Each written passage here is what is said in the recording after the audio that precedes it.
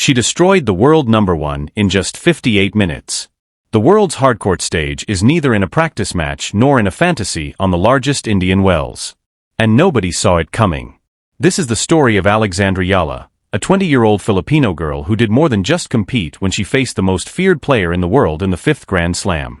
She destroyed her game after game, point by point, until the spectators stopped watching tennis. They were witnessing something very different. Something that happens only once every generation. This is a story that gets better with each part. Stay with us, then. To understand what happened in Indian Wells in March 2026, you had to start at the beginning. It also didn't start on a WTA 1000 hard court in the sweltering heat of California. The starting point was Manila. In the junior rooms of the Rafa Nadal Academy in Mallorca, Spain, a quiet but dedicated Filipina girl from an athletic family was learning how to turn her untapped potential into something that may shake the women's tennis world. Alex Eala, who her friends call Alex, was ranked 143rd in the world in 2025. Neither in the headlines nor in conversations about the game's future. She was one of several promising names. Experts recognize this type of player, but they don't give them much credit. Not quite yet. This is what they failed to notice. But in addition to expanding, Eala was also building and absorbing knowledge. She was investigating every loss, every tight game, every situation where the game exposed a weakness.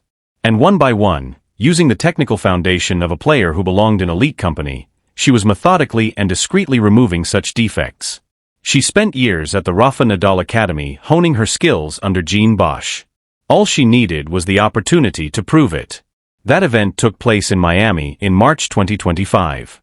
She entered as a wild card because the WTA wanted to see what she could do.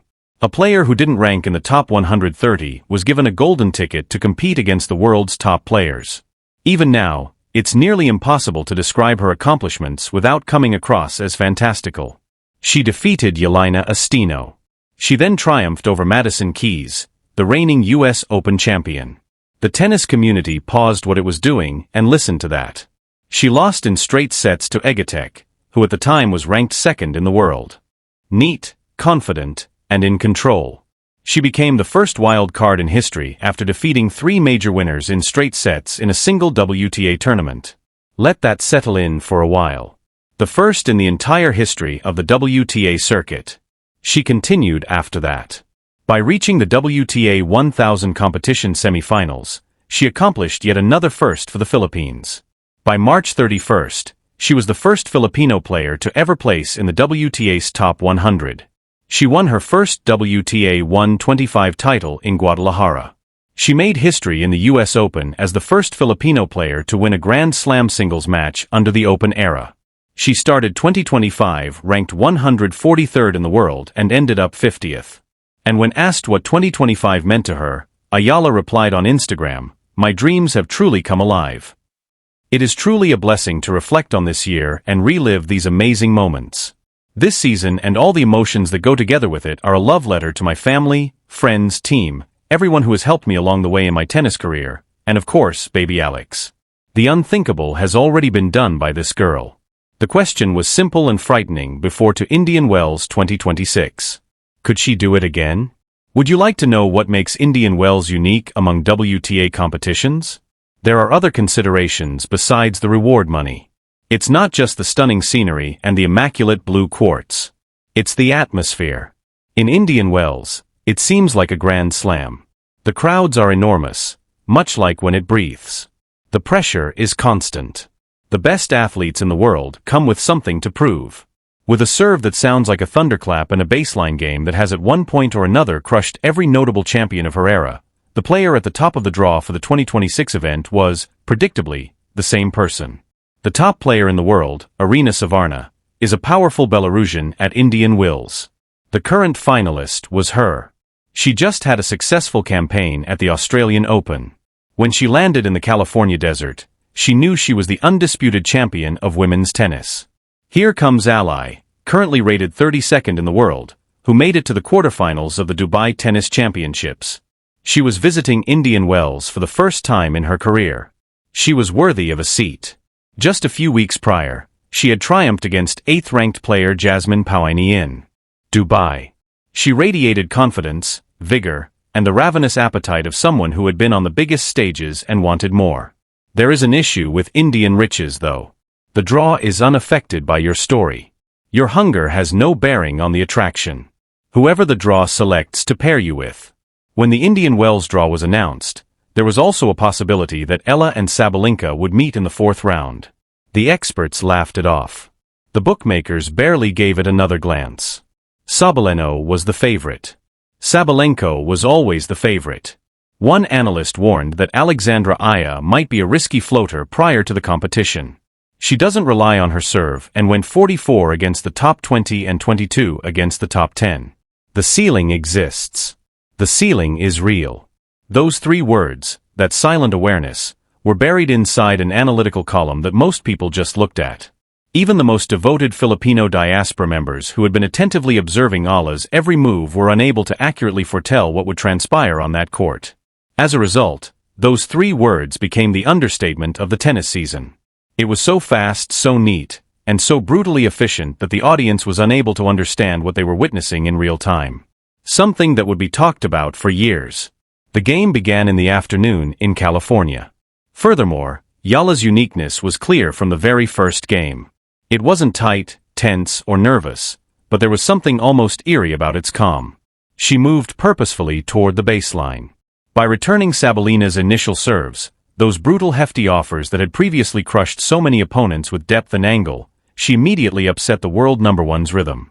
Sabalenka tried to scare her way into the competition, like she always does. A powerful forehand and large serve caused the opponent to make a mistake by pushing them back. Everyone had suffered as a result. It was working against everyone in 2026. It wasn't working today. There was no retreating. She was assuming control. Sabalenka was absorbing the power, redirecting it, and attacking the open court before she could reset. Her aggressive style, quick footwork, and rally endurance allowed her to combine offensive play with prolonged exchanges. And on this particular occasion, that balance was ideal. The first set ended before the audience could settle into their seats. 6-2 Eala. The mood of the stadium abruptly shifted. There is a murmur among the throng when they realize they are witnessing something extraordinary. The muttering started somewhere in the upper seats and swept down toward the court like a wave. As the second set got underway, Eala didn't slow down. She didn't wait. She wasn't exercising caution in the hopes that Sabalenka would become unstable due to her own stress. She was issuing commands. The world's top player was being forced to play her game. Every return was a statement. Every shot that went through was a declaration. The stadium was filled with thousands of Filipina fans who stood. The same type of crowd that had encircled Eala in Dubai and Manila and made each competition she entered feel like a homecoming. The clock showed the last point touchdown at 58, 62, and 61 minutes. The game was over before it even felt like it had started. The stadium exploded with fire. Following a 20-year-old Filipino girl's entry into the biggest hardcourt outside of a Grand Slam and her destruction of the world number one, something she had done 100 times before, thousands of spectators let out a full-scale loud protest. For an upset, there was neither polite applause nor a golf clap. I raised her arms. As she looked up into the sky, she momentarily lost her composure, not out of fear or grief, but out of pure disbelieving ecstasy. In just a few minutes, social media was widely used. Not alone in the Philippines, where a rapid, extensive, and nearly volcanic reaction occurred. Nonetheless, tennis enthusiasts worldwide who had been following Eala's rise since Miami 2025 felt validated. Now, the analysts who had characterized her as ceiling genuine but restricted were reconsidering all they had said. Former victors were posting and reposting the match clips. The hashtags were there in a flash. Alex Eala was well-liked in over a dozen countries even before the post-match press conference started. After spending the entire night watching the game, Filipino sports writers were producing stories as fast as their keyboards would allow. The word historic appeared in literally hundreds of headlines in the first hour.